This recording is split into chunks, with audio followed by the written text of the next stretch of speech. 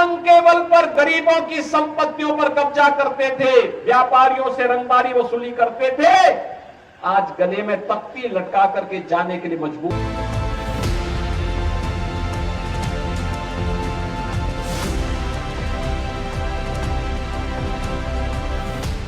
उत्तर प्रदेश में नगर निकाय चुनाव का बिगुल बज रहा है। 4 मई को पहले चरण का चुनाव होने वाला है, जिसको लेकर सभी दल चुनाव प्रचार में पूरी ताकत झोंक रहे हैं। इसी कड़ी में सूबे के मुख्यमंत्री योगी आदित्यनाथ बीजेपी उम्मीदवारों के समर्थन में प्रचार करने के लिए प्रयागराज पहुंचे, जहां उन्होंने जनसभा को संबोधित कर लोगों से बीजेपी प्रत्याशियों के समर्थन में वोट देने की अपील की। सीएम योगी ने जनसभा को संबोधित करते हुए न सिर्फ वोट की अपील की, बल्कि अपराधियों पर हुई ताबड़तोड़ कार्रवाई का भी जिक्र किया।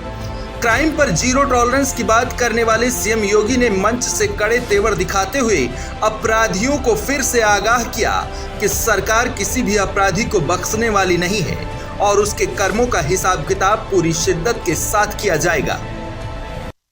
मुख्यमंत्री योगी आदित्यनाथ की रैली उसी चकिया इलाके में हो रही थी, जिसे कभी माफिया अतीक का गढ़ माना जाता था।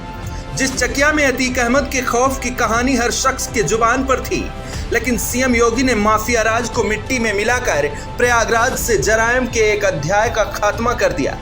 सीएम योगी ने मंच से बोलते हुए कहा, कुछ लोगों ने प्रयागराज को अन्याय और अत्याचार का शिखर बना दिया था, लेकिन ये धरती सबका हिसाब किताब बराबर करके रख देती है। प्रयागराज अपनी आध्यात्मिक और न्याय पाने की धरती के तौर पर जाना जाता है। तुलसीदास ने कहा था, जो जैसे कर्म करता है वैसा फल पाता है। जिस प्रयागराज में न्याय मिलता है, उसे कुछ लोगों ने नाइंसाफी और अत्याचार का शिकार बना दिया था।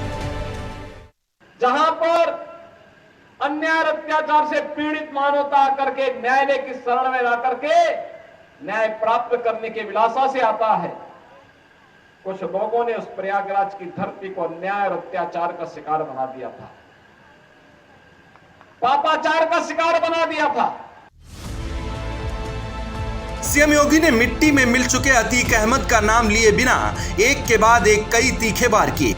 सीएम ने कहा कि 2017 के पहले लोग आतंक के बल पर गरीबों की जमीन कब्जा करने का काम करते थे, व्यापारियों से रंगदारी वसूली की जाती थी, लेकिन आज माफियाओं की जमीन पर गरीबों के लिए घर बनाए जा रहे हैं। पहले युवाओं के हाथ में तमंचे दिखाई देते थे, आज युवाओं के हाथ में तमंचे की जगह टैबलेट दिख रहे हैं, क्योंकि वो जान गए हैं कि हाथ में तमंचे का परिणाम क्या होता है।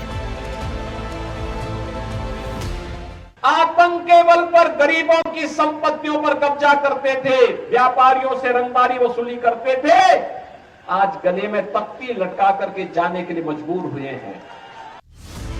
मुख्यमंत्री योगी आदित्यनाथ के इन बयानों से एक बात तो साफ है, उत्तर प्रदेश में अब माफिया, अपराधी और अपराध के लिए कोई जगह नहीं है और कभी सत्ता के संरक्षण में पलने वाले इन अपराधियों को अब सत्ता की शक्तियों के सामने घुटनों पर आना ही होगा।